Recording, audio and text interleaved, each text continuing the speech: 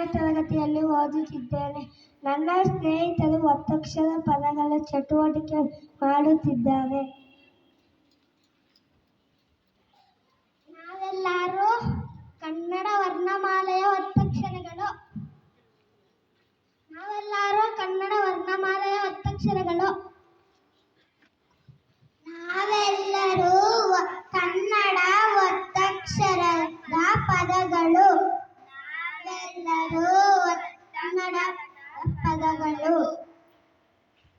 ಅಪ್ಪ ಅಪ್ಪ, ಗೋಳಾಯ್ತು ಗೋಳಾಯ್ತು, ವಸ್ತ್ರ ವಸ್ತ್ರ, ಅನ್ನ ಅನ್ನ, ಕಸ್ತೂರಿ ಕಸ್ತೂರಿ, ಅಣ್ಣ ಅಣ್ಣ, ಅಮೃತ ಅಮೃತ, ಅಮ್ಮ ಅಮ್ಮ.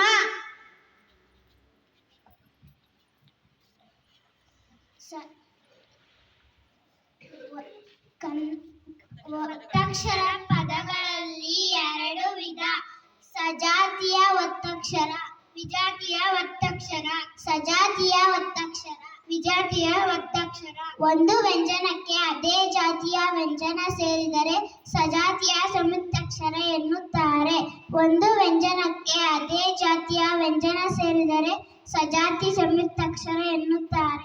ಸಜಾತಿಯ ಪದಗಳು ಬನ್ನಿ. ಅಮ್ಮ ಅಮ್ಮ, ಅಣ್ಣ ಅಣ್ಣ, ಅನ್ನ ಅನ್ನ, ಅಪ್ಪ ಅಪ್ಪ. ನಾವೆಲ್ಲರೂ ಸಜಾತಿಯ ಪದಗಳು. ನಾವೆಲ್ಲರೂ ಸಜಾತಿಯ ಪದಗಳು.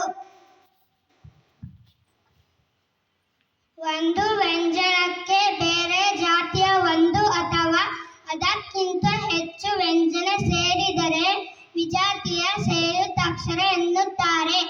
ಒಂದು ವ್ಯಂಜನಕ್ಕೆ ಬೇರೆ ಜಾತಿಯ ಒಂದು ಅಥವಾ ಅದಕ್ಕಿಂತ ಹೆಚ್ಚು ವ್ಯಂಜನ ಸೇರಿದರೆ ವಿಜಾತಿಯ ಸಂಯುಕ್ತಾಕ್ಷರ ಎನ್ನುತ್ತಾರೆ. ವಿಜಾತಿಯ ಪದಗಳು ಬನ್ನಿ. ಅಮೃತ ಅಮೃತ, ಕಸ್ತೂರಿ ಕಸ್ತೂರಿ, ವಸ್ತ್ರ ವಸ್ತ್ರ, ಗೋಳಾಯ್ತು ಗೋಳಾಯ್ತು,